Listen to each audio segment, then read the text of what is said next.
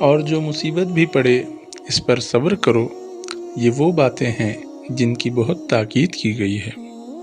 اس آیت کا پیغام: ہم اس دنیا میں اللہ رب العزت کی مشیت اور تقدیر کے مطابق گزر بسر کرتے ہیں۔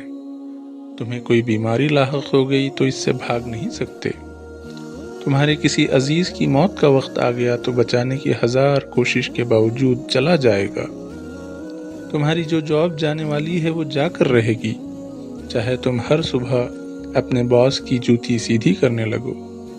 اللہ کے رسول صلی اللہ علیہ وسلم دلوں کو کس قدر حوصلہ اور قوت دیا کرتے تھے۔ فرمایا، جان لو کہ جو کچھ تم پر آنے والا ہے وہ آ کر رہے گا، اور جو تم پر نہیں آیا تو سمجھ لو کہ وہ تم پر نہیں آنے والا تھا۔ امام حسن بصری رحمۃ اللہ علیہ فرماتے تھے، اگر ہمیں صرف اپنی پسندیدہ چیزوں کا اجر ملتا تو ہمارا اجر کم ہو جاتا۔ اللہ کریم ہے، مہربان ہے، وہ بندوں کو آزمائش میں ڈالتا ہے تاکہ ان کے اجر میں اضافہ فرمائے، حالانکہ بندوں پر یہ آزمائش گراں گزرتی ہے۔